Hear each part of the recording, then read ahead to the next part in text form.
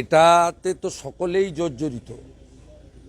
পুলিশের কাজই হয়েছে সাধারণ মানুষকে, এবং যেখানে শাসক দলের কোনো প্রভাব বা রেফারেন্স নেই সেখানেই গুন্ডামি করা, অসভ্য আচরণ করা। আমি নিজে ভুক্তভোগী, এরা প্রতিদিনই করছে এবং রাজনীতির বাইরে গিয়েও সমাজের বিশিষ্ট ব্যক্তি পরিবারদের ক্ষেত্রে করছে।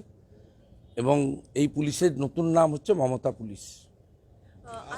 সবকিছুর জন্য আদালতে যেতে হচ্ছে, মানে রাজ্যে কি পুলিশের উপরে ভরসা রাখা যাচ্ছে না বলে যে কোনো বিষয়ে আদালতে আপনাকে? কে ভরসা রাখবে? আপনি রাখুন ভরসা, আপনি ভরসা রাখুন। আমার ভরসা রাখার কি আছে? আমি তো কোর্টে প্রমাণ করে দিয়েছি কি ধরনের মামলাগুলো করেছে, কি ধরনের মামলাগুলো আমি তো বলেছি। আমি তো তৃণমূল কংগ্রেসকে চ্যালেঞ্জ করছি এই মামলাগুলো সিবিআইকে ট্রান্সফার করে দিক। তাহলে বুঝতে পারবেন সিআইডির রাজশেখরন, পূর্ব মেদিনীপুরের অমরনাথ আর অন্যান্য বিনীত গোয়েল, এরা কি কি করেছে এই মামলাগুলো করতে গিয়ে, কার নির্দেশে করেছে। এদের ফোনটা নিয়ে নিলেই পেয়ে যাবে, ফেস টাইম আর হোয়াটসঅ্যাপের কল রেকর্ড নিয়ে নিলেই কার কার নির্দেশে হয়েছে, কোথায় হয়েছে লোক জানবে। আমি তো এতে সন্তুষ্ট নই। আমি চাই আমার বিরুদ্ধে মমতা ব্যানার্জি যে কেস করেছে সব কেস সিবিআইকে ট্রান্সফার করে দেওয়া হোক, ও কোর্ট মনিটরিং। সিবিআই ইন্ডিপেন্ডেন্টলি যেন না করে, কোর্টকে মনিটরিং সিবিআই করা হোক। প্রমাণ হয়ে যাবে সমস্ত মামলাগুলো করেছে এই রাজ্যের কিছু আইপিএস অফিসার মমতা ব্যানার্জির ইচ্ছাকে মর্যাদা দিয়ে তার ভাইপোর নির্দেশে। আমার কাছে সমস্ত তথ্য আছে। ভাইপো এবং তার পিএ এসপিদেরকে কিভাবে কখন কখন নির্দেশ দিয়েছে পুরো তথ্য আমার কাছে আছে। কিভাবে আছে আমি ঠিক সঠিক সময় প্রকাশ করব।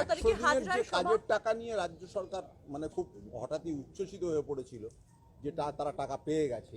আজকে সুকান্ত মজুমদার দেখা করবার পর গিরিরাজ সিং জানিয়েছেন যে এই ধরনের কোনো ব্যাপার হয়নি, এই মাসের শেষের দিকে হয়তো কিছু টাকা রিলিজ করা যেতে পারে। কারণ সুকান্তবাবু আমার সঙ্গে কথা বলেছেন, সব কথা তো মিডিয়াতে আমি বলবো না। আমি এবং সুকান্তবাবু 19 তারিখে গিরিরাজ সিং মহোদয় ডেকেছেন। আমরা দেখা করে, আমরা টাকা আটকানোর বিরোধী নই, এখনও বলি জেনুইন জব কার্ড হোল্ডাররা তাদের অ্যাকাউন্টের টাকা পাক।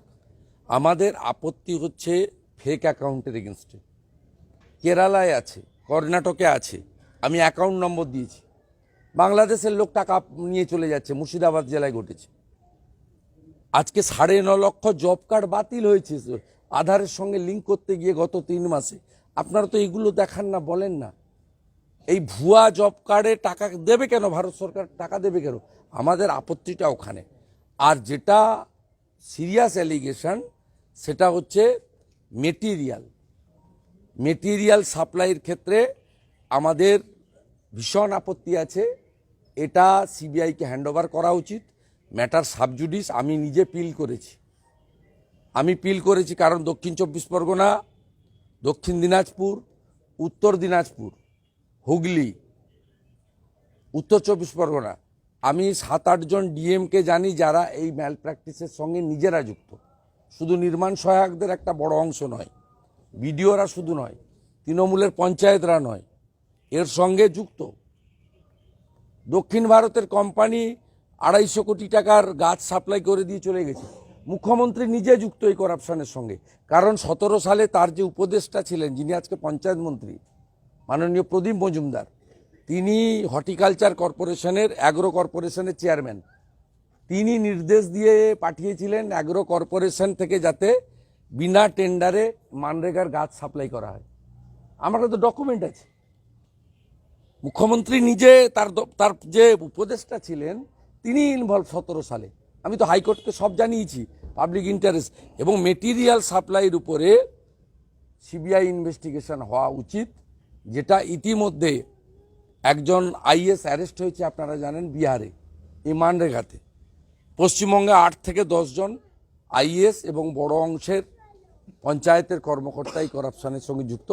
2টো হিয়ারিং হয়ে গেছে, আবার একটা হিয়ারিং সামনে আছে। আমি হোপফুল যে ডকুমেন্টারি এভিডেন্স এবং যে রেকমেন্ডেশন 18টা ইন্সপেক্টিং টিম মানরেগাতে দিয়েছিল তার মূলে আমি গুড জাস্টিস পাবো।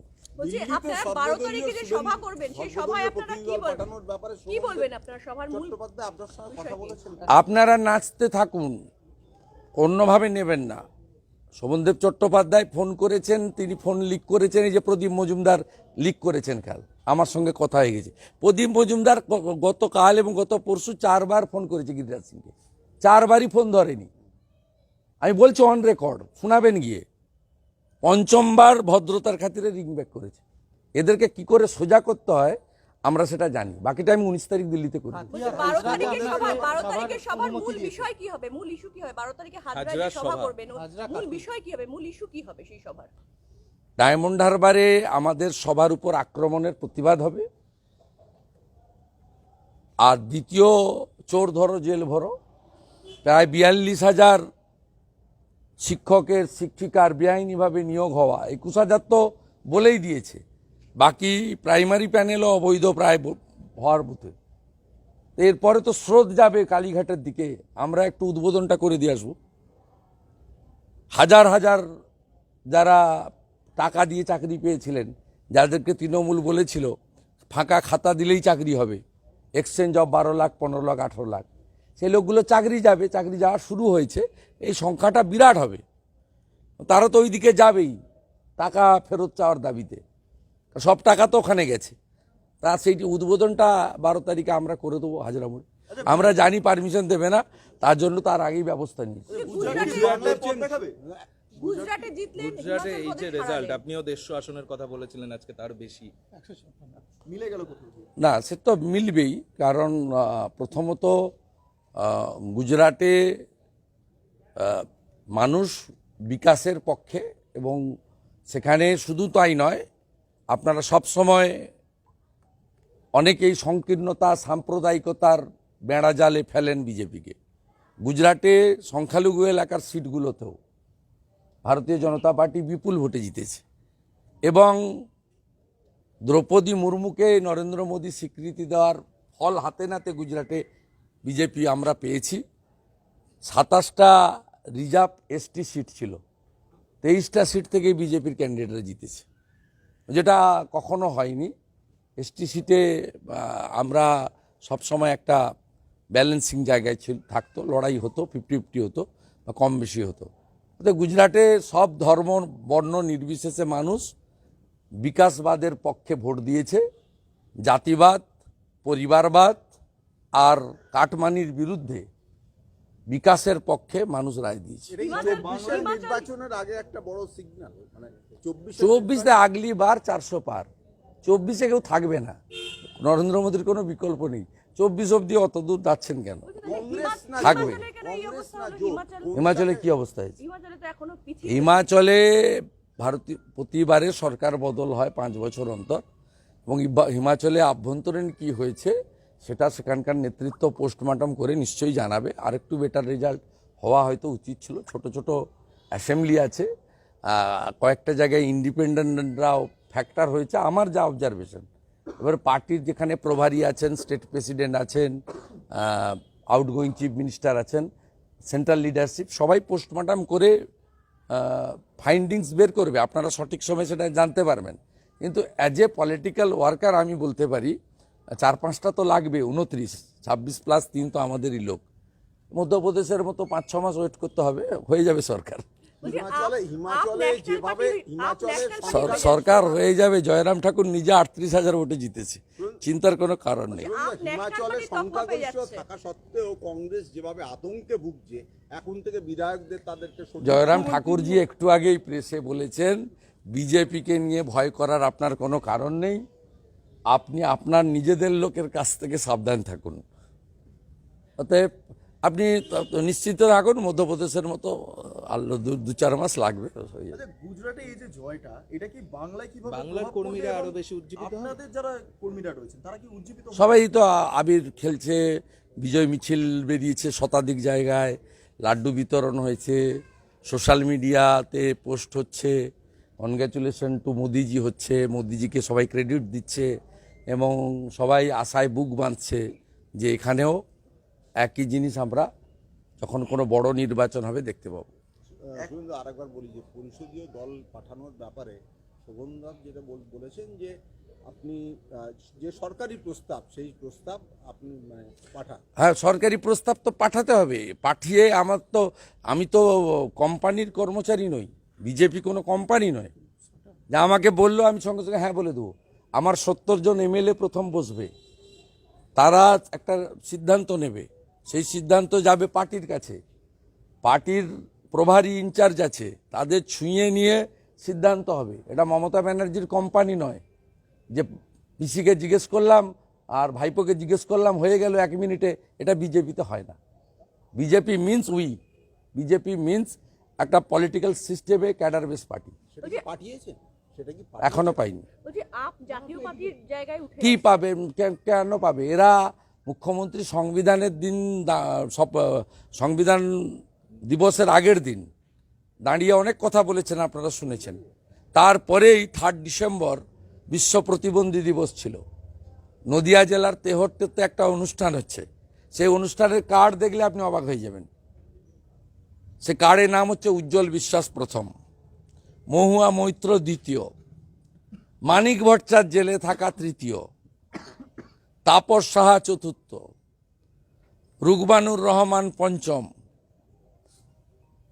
নাসির উদ্দিন শেখ ওই আমাদের কালীগঞ্জের বিধায়ক পঞ্চম, মুকুল রায় ষষ্ঠ। আর কোনো বিধায়ক নদিয়ায় নেই। জগন্নাথ সরকারও এমপি নয়।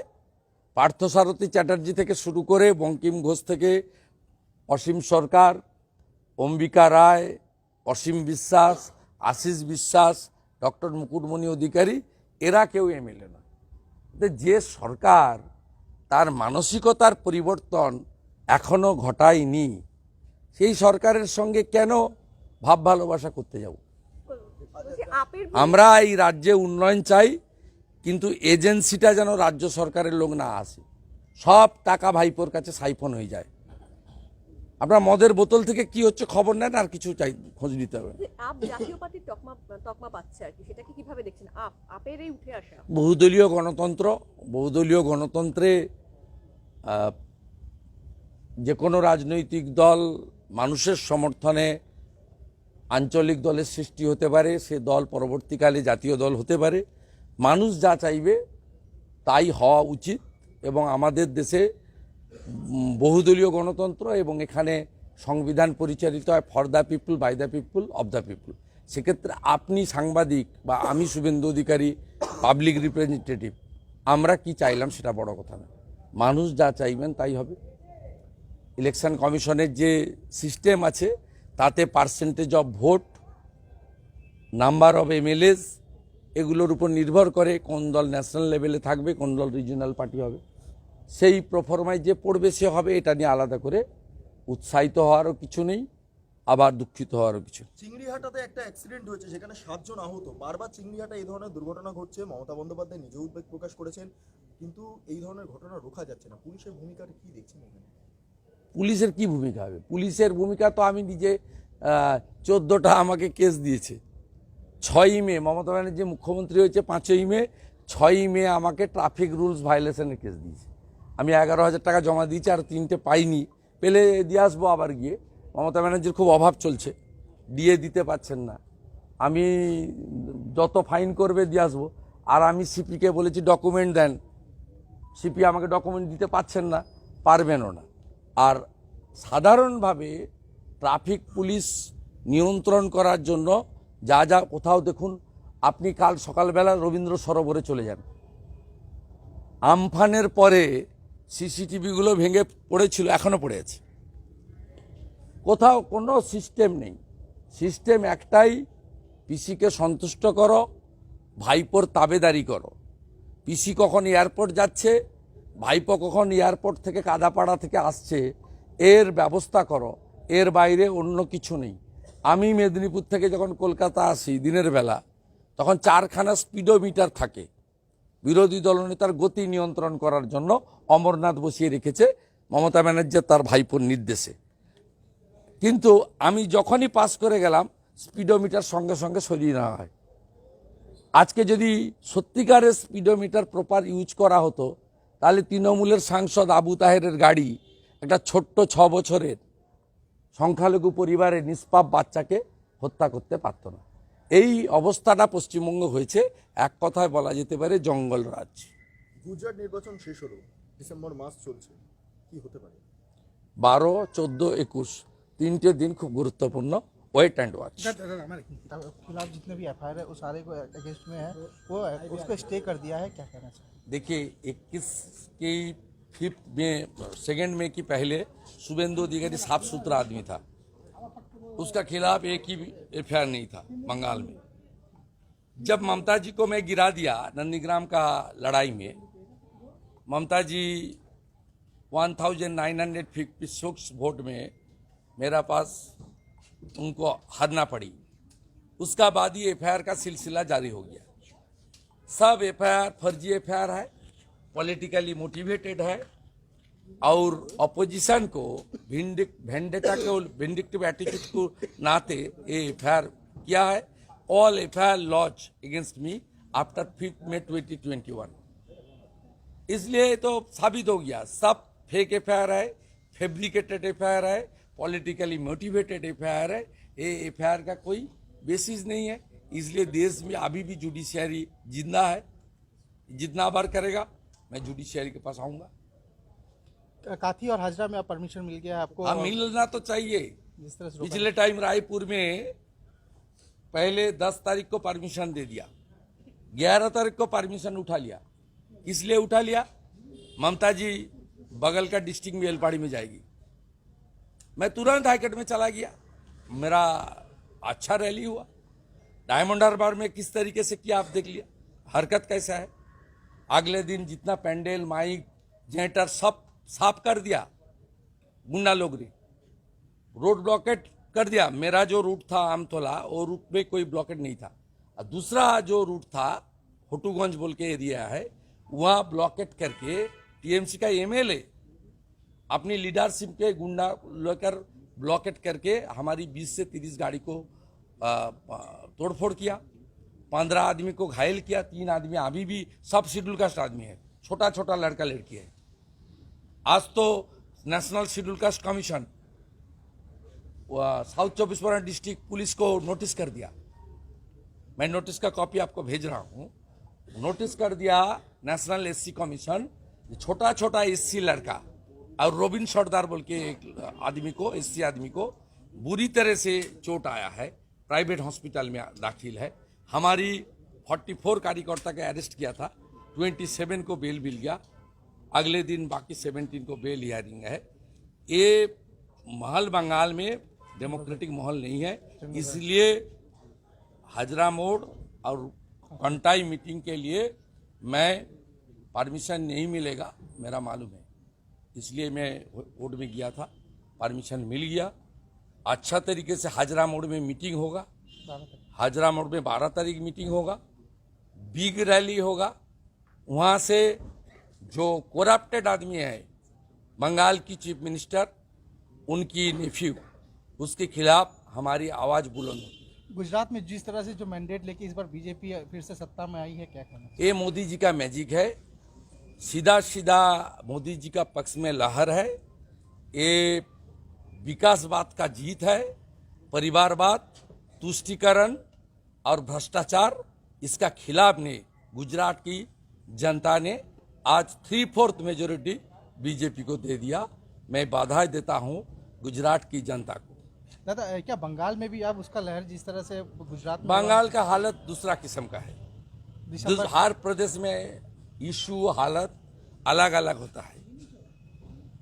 बंगाल में अगली बार मोदी जी का सरकारी डबल इंजन सरकारी बनेगा। दिसंबर का महीना है, बहुत दिसंबर का महीना तो है, साल का आखिरी मंथ है, बहुत अच्छा होगा। दादा 16 बिल लिस्टेड इन पार्लियामेंट, जो कि ममता बनर्जी कह रही है ये इंटरफेयर कर रही है स्टेट्स को, राज्य को। ये बहुत one country one post, that means IAS IPS का भी बिल मालूम चल रहा है आएगा। ये तो राज्य के डर में फियर साइकोसिस काम कर रहा है। तो जो बिल उसके पूरा बंगाल में इसका साथ जनता नहीं है। IAS लोग भ्रष्टाचार में मदद कर रहा है और कुछ IPS लोग, खास करके 7-8 IPS ये हम लोग का ऊपर अपोजिशन का ऊपर टॉर्चर कर रहा है, इंटेंशन मैलाफाइड है और अपने करप्शन को और ये करप्टेड गवर्नमेंट को जिंदा रखने के लिए ये सब कर रहा है। ये बिल आने के बाद ये लोग का दादागिरी खत्म हो जाएगा। ऐसा विमान बोस कह रहे हैं कि ममता बनर्जी इतनी पाप कर चुकी है, उनको पुष्कर में स्नान करके आना चाहिए, पाप धो के आना चाहिए, ऐसे आ गई है। सीनियर लीडर है, उसका पार्टी इरेलीवेंट है बंगाल में, लेकिन लीडर बहुत सीनियर है। लेकिन जो बात उन्होंने कहा है उसको नहीं, कुछ टिप्पणी नहीं करूंगा, बहुत बुजुर्ग आदमी है।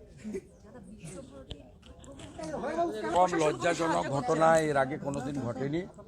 বিশ্বভারতীর আচার্য পদাধিকার বলে ভারতবর্ষের প্রধানমন্ত্রী, প্রতি বছরই কনভোকেশন হয়, কখনো কেন্দ্রের শিক্ষামন্ত্রী, কখনো প্রধানমন্ত্রী, কখনো তার কোনো প্রতিনিধি, কখনো গভর্নর, কখনো মুখ্যমন্ত্রী ট্র্যাডিশনালি এখানে এসেছেন। এবারে ভারতবর্ষের সুপ্রিম কোর্টের প্রধান বিচারপতিকে কনভোকেশনে চিফ গেস্ট করা হয়েছিল, কিন্তু তৃণমূল কংগ্রেসের লুম্পেন বাহিনী, যে লুম্পেন বাহিনীকে বারে বারে আমার বাড়ির সামনে হোম টাউনে আমি দেখেছি, সেই লুম্পেন বাহিনী গত কয়েকদিন ধরে 14 দিন ধরে কার্যত ভাইস চ্যান্সেলরকে গৃহবন্দী করে রেখেছেন এবং তারা চিফ জাস্টিস অফ ইন্ডিয়া তিনি সবে দায়িত্ব পেয়েছেন, তার আগমনের সময় অত্যন্ত বিশৃঙ্খল কিছু করবেন আঁচ করে বিশ্বভারতী এবং পশ্চিমবাংলার সুনামের স্বার্থে তিনি কনভোকেশন বাতিল করেছেন। আমার সঙ্গে টেলিফোনে উনার আমি কথা বলেছি। অত্যন্ত পেনফুল ইনসিডেন্ট, এর নিন্দা করার কোনো ভাষা নেই। আমি মাননীয় উপাচার্যকে পরামর্শ দিয়েছি যে আমাদের সমস্ত বিষয়ে সবাইকে প্রায় কোর্টে যেতে হচ্ছে, আপনিও বিশ্বভারতীর নিরাপত্তার প্রশ্নে, বিশ্বভারতীকে সঠিক রাখার প্রশ্নে, আপনাদের চেয়ারের মর্যাদা গরিমা ঠিক রাখার প্রশ্নে আপনারও প্রধানমন্ত্রীর দপ্তরকে যেমন আচার্যর দপ্তরকেও জানানো উচিত, সাথে সাথে সরকারের বা সংশ্লিষ্ট দপ্তরের অনুমতি নিয়ে কোর্টেও এই বিষয়ে মুভ করা উচিত। Thank you. থ্যাংক ইউ দাদা, থ্যাংক ইউ।